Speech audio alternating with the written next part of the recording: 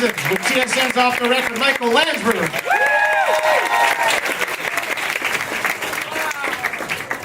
All right, so how many of you are willing to admit right away the applause for me was kind of token? Well, we gave Clara the big round of applause, and we don't want to insult him, so we'll applaud. But the truth is, you don't know who I am anyway. So I wear better shoes. Well, you know what? I would argue with you on that. So let's get it going right now. Hey, folks, my name is Michael Landsberg. I host a show on TSN called Off the Record, and I am proud to say that one of my dearest friends and one of the people that I admire the most in the world. You think I'm talking about you? I can see it. You think I'm talking about you is you, Clara Hughes. So I am very pleased to be doing exactly what you're all doing here today, and that is meet her and listen to what she has to say. So thank you all for coming. It's an amazing turnout, thank you right? so much. I was like, is anyone going to show up? Seriously, this is just beautiful. Thank you so much, everyone. Oh, they're blowing kisses. You do realize no matter what you say, Clara, oh, no, that's so nice. Because they like you. And you know what? I like you too. And they all should like you because you've done so many amazing things. Let's talk about the book. See, what really, though, I got to be honest, pisses me off about you is that you win medals in the Summer Olympics and then the Winter Olympics. And then the one thing I would have had over you is my candor about my own struggles with mental illness. And you come out and you do that better too. So why couldn't you just keep that to yourself? Open heart, open mind. People are talking about the book. People are buying the book. People want to hear you talk about it. There is an issue that a lot of people in the media have made a big deal about. I want to know from your perspective, 1994, positive test for ephedrine. How tough was that for you? As an athlete, it was absolutely devastating. It was earth-shattering. It was something that told me I was everything I never, ever wanted to become.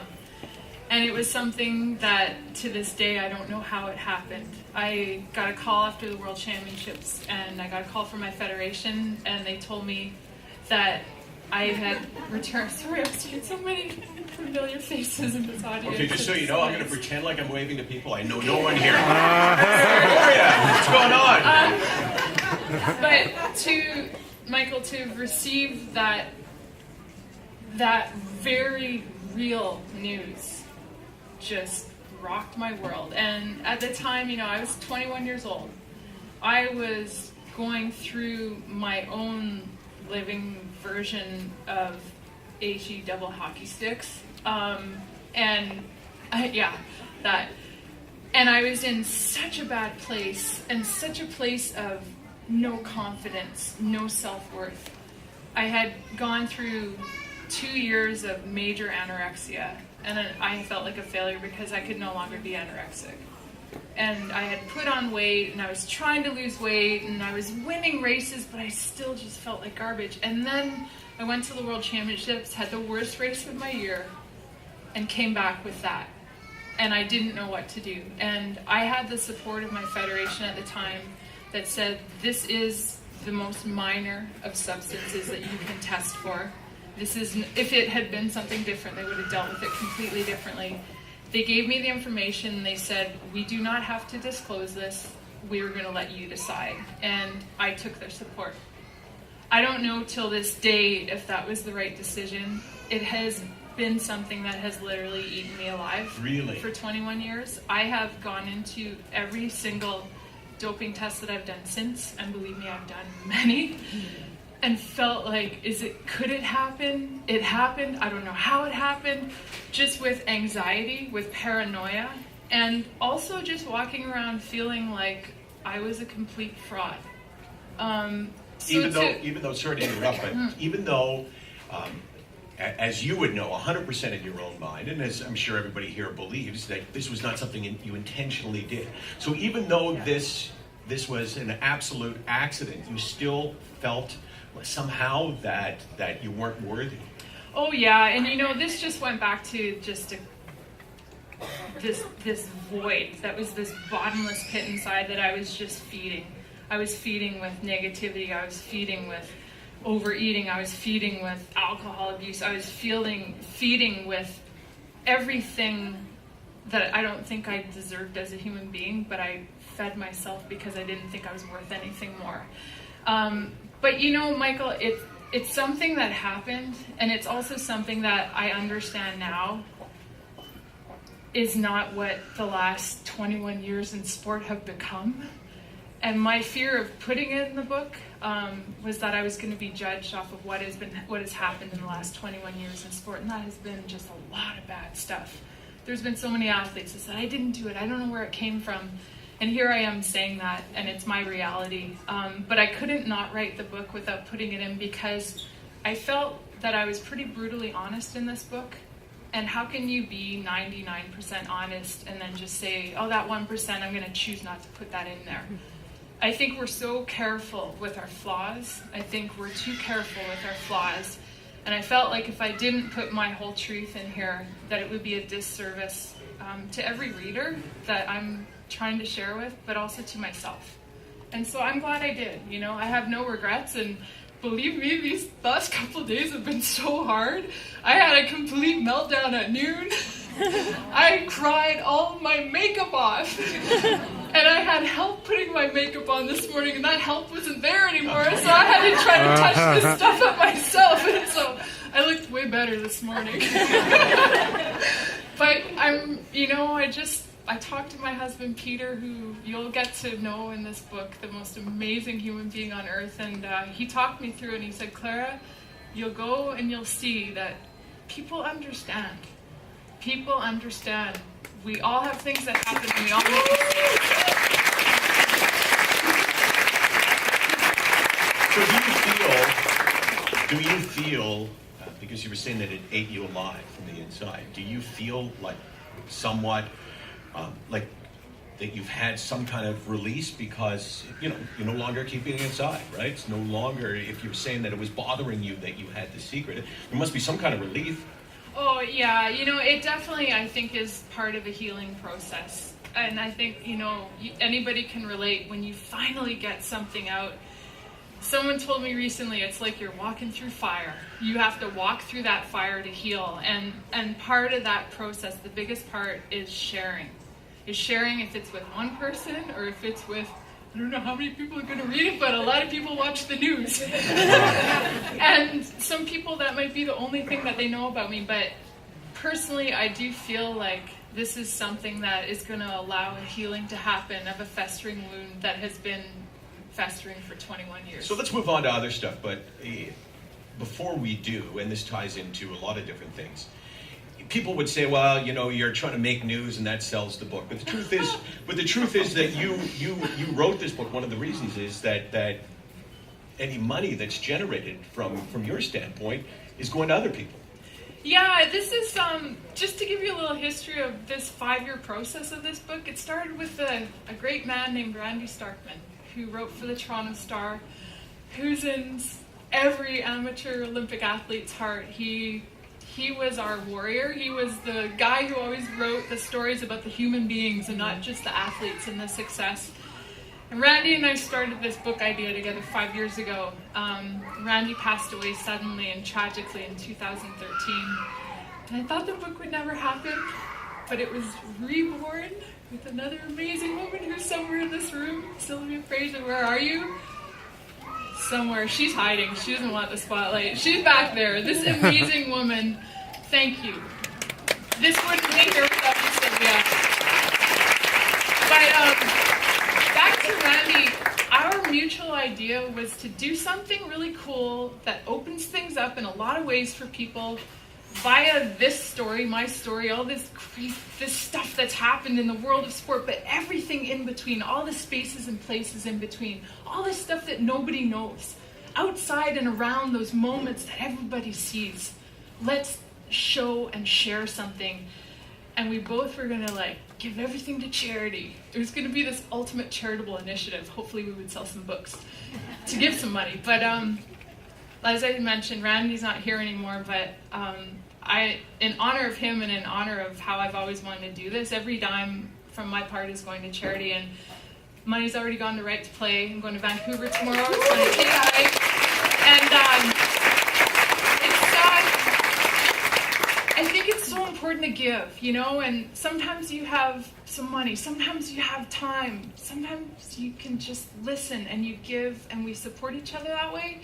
And so, you know, if you're able to buy this book, I just want to say thank you. And if you're not, that's okay, but thank you because you're a part of this giving. And this is going to be a really cool ride. I'm going to post things along the way where the money's going. It's going to go all over the place to really small and some larger places, but it's all about giving people a chance to have a place to share, a place to play, a place to heal, and particularly young people, you know? Because I was one of those young people who needed something. Finally found some guys skating in circles to find that something in. So you say it's going to be a big ride, so we could probably say this would be Clara's. No way, man. No? We're not going Clara's there. big ride too. Someone's going to take that on for me back there. Did this little ride around Canada last year. Anybody know how big Canada is? Like, way too big by bicycle. Right on. So you were, as an athlete, obviously a lot of what you did was pretty solitary, right? The training, I mean, you competed largely in sports that were solitary, that were individual sports. Yet, at a certain point of your life, you started to share your life with everyone. And this book is really a step along that way, but you've done a lot more sharing before this book. At what point in your life did you decide to open up to people and to lose that outer shell that every athlete puts up to protect themselves? For me, it was in 2010, and it was after our brilliant home Olympics in Vancouver, Whistler, Richmond, that, I mean, if you weren't, we lived that coast to coast to coast. I traveled all around Canada after that. I'm like, you did not have to be there to feel the Olympic love. And the athletes, I can say, because I was one of them, felt all that love and that energy when we were performing, when we were competing. And it was after those games when I'd be in airports, and I've told this story before, where people were approaching me and they'd be like, oh, as soon as you smiled, I knew it was you. And I recognized you by your smile. And that was the same time when I found out about the Let's Talk campaign, that it was going to become this big initiative that was going to give this big push in terms of fundraising, a lot of money into mental health initiatives, but most importantly, awareness. And I realized that people didn't really know me, that everybody thought that it was just always good, and that I was always strong, and that I was indestructible. And I was just like, oh my, like I had a reporter ask me an interview for this book, and the lady said, well, you dominated for 20 years. And I was like, do you know how many races I lost, first of all? And how many months I would disappear? I'm not an NHL hockey player. I was not under the microscope. So I could disappear, and I could disappear with my struggles. So if this was 2007 or 2006 or so anything before 2010, and let's say you had written a book that was very, very superficial, but about your life in sports, right? Yeah. So, you know, the greatest moments, something very different than this, right? And I was interviewing you on this stage, and I said, have you struggled with mental health issues at all? What would you have said? I would have been, first of all, afraid. I would have thought immediately of my sister, who struggled a lot. I secondly would have thought of my dad, and I would have thought of his struggles. And I would have worried about my mom, and I wouldn't have allowed myself to acknowledge my own struggle because it wasn't as much as the rest of my family, and I didn't want to give more to my mom. At that time, I was still, even though I had gone through so much, I still, on a very deep level, didn't really want to accept it. And I certainly didn't think anybody would want to listen if I said it. We were in a time and place, even in 2007, when this would not be an accepted part of the conversation. And Michael, you know that better than anyone. I mean, you've been talking louder and clearer than anyone, almost anyone on this. And it, we're sitting here right now talking about it, and I can honestly say that there's a lot in this book that I could not have written if my dad was still here. And anybody that reads this will come to know my dad as a great man and as a flawed man. And when I saw the piece on CBC Sunday night, I was with my husband, and to see my dad from 1996, and to see me with my dad, and how afraid I was, and how I couldn't even look when he was talking because I was so worried about what he was going to say and how he was going to react. And that's the place that I come from. That's the place that many people come from. And as much as I miss my dad, I'm also grateful to be able to tell our family's story, because it is a universal one. It is one that so many families go through, so many kids go through, not knowing how to live with those feelings of being so out of control and being inadequate and being helpless and feeling hopeless because of it. Yeah. Oh, you don't really think They took their cue. I gave them the look like, hey, that's pretty amazing what she just said. So, but it was, like the last couple days, quite honestly, have been the hardest, from seeing my dad and my mom in that little news piece, seeing the pictures of my sister, and it just, in listening to even the introduction of my dad by the news reporter Adrian Arsenault, I just felt like, you can't talk about my dad that way. You can't call him a drunk. You can't call him abusive. But here I've laid it out, and that is really, really hard.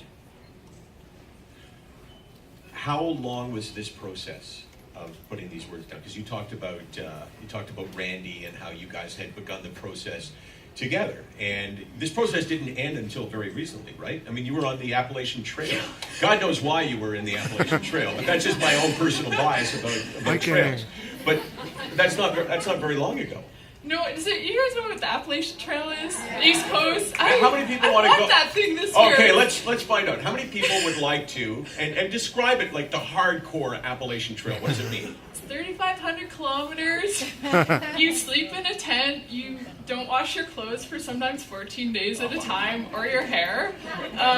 And you cook your own food. You carry your stove, your bed, your house, your living room, everything on your back, your closet, and you wear the same clothes. I wore the same clothes for 139 days. Okay. And you want to come with me next time? When you're out there riding your bike? Hold on. So there's like 200 people in this room. No, hey, let's raise your hand if that's appealing to you. Yeah! They're long. We've got Canadians here. This is because you're Clara and they want to support you. I don't believe you guys. Oh, it is. Who would want to do that? Who wants to go 14 days without It's changing up to it? 60 kilometers a day. But the short of the story is the editing process, which I had no idea what that was happening when I was hiking the Appalachian Trail. That was not easy. On a smartphone. Oh man, my marriage survived. Pete and I are still together. But it was hard. It was, don't ever write a book. Leave it to the writers. Or at least have a great one to work with and make it happen. So, what was? Let's leave the story of your family and your dad out of it. What was the hardest part for you to write? One of the hardest parts, surprisingly, was writing about my issues with eating disorders. I've never talked about that before. And I went back and I looked in a lot of my diaries, and I've since found even more diaries that I didn't even know I had. And I wrote so much about what I was feeling about myself during those years. And it really hurts to read about that person, and then to know you are that person, and then to feel still that you haven't healed from that and that you might never will.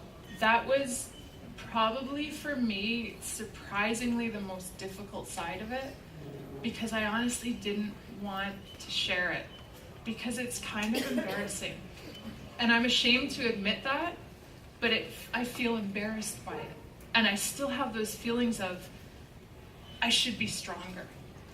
I should be better. I should be able to control this side of me, because I still struggle with that.